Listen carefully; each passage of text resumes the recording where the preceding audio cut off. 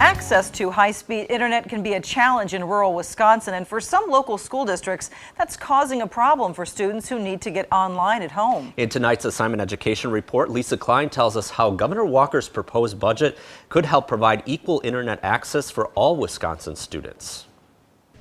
Westby Middle School student Emily Volden uses her school-issued Chromebook daily. We'll be using our Chromebooks for our next project that we're doing. The Westby Area School District is a one-to-one campus, which means every student in grades 3 through 12 receive a Chromebook to use during the school year. Pre-kindergarten through second grade students each have an iPad.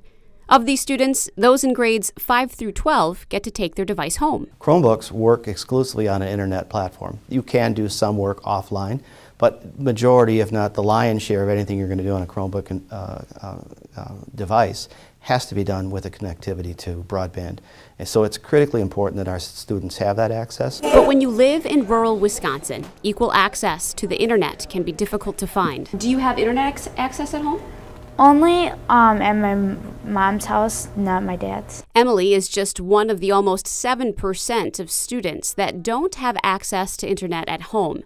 So if she can't finish her homework at school, my grandma has internet, so I'll go to her house. A survey conducted in March by the school district also revealed 12% of the student population was accessing the internet through their personal cell phone plans. And that was something that we saw in the comments on the survey, is that students said, yes, I'm using internet at home, I'm using internet for my Chromebook, and I would prefer not to have to push the limits of my monthly data to do my homework. Governor Walker's budget proposal wants to increase funding for a technology infrastructure grant program by $22.5 million that could help rural districts provide internet access to all students. So we decided to start doing our homework and get ready for that eventuality should it come to pass. If the funding is approved, the grant program would reimburse eligible school districts like Westby for the purchase of mobile hotspots for students to share. Some students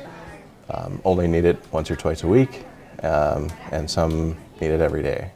And if we ran that through the libraries and students could check those out based on their need, I think that we could accomplish that pretty easily. Another option is to provide a mobile hotspot on the one place some students in the Westby Area School District can spend an hour or more of their time. In a rural community with a lot of busing, very, very big service area that the district provides, the ability for students to have those devices on the bus, especially some of the students that are more further flung out in the district, with maybe fairly long bus rides, to have access while they're sitting on the bus and riding into school or back home could be very beneficial to them. Emily agrees hotspots could be the answer. Then I wouldn't have to go to other people's houses or to go to a restaurant since they have internet there. I wouldn't have to go anywhere, I'd just have to stay home and do my homework. For now, rural districts like Westby will continue to wait to see if the legislature will pass Governor Walker's budget proposal in the next few months. It'll be a competitive opportunity, and it's hard to say at this point how that money will be broken down, what the parameters are going to be to actually qualify for it. But we will definitely throw our hat in the ring and attempt to get a share for Westby. In Westby, Lisa Klein, News 8. The survey conducted by the Westby Area School District last month was intended to determine how many students did not have access to the internet. The survey was in response to Governor Walker's budget proposal. They had an 11% response rate.